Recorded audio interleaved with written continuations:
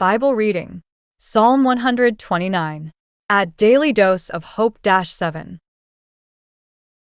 129 സങ്കീർത്തനം. ഇസ്രായേൽ പറയേണ്ടതെന്തെന്നാൽ, അവർ എൻ്റെ ബാല്യം മുതൽ പലപ്പോഴും എന്നെ ഉപദ്രവിച്ചു.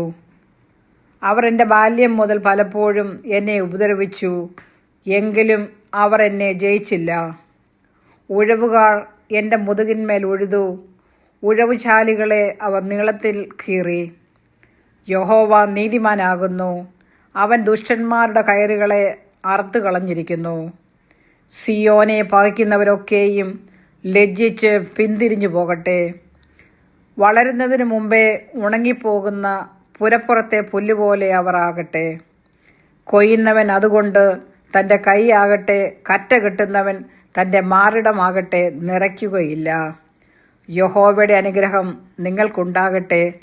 യഹോവയുടെ നാമത്തിൽ ഞങ്ങൾ നിങ്ങളെ അനുഗ്രഹിക്കുന്നു എന്നിങ്ങനെ വഴി പോകുന്നവർ പറയുന്നതുമില്ല.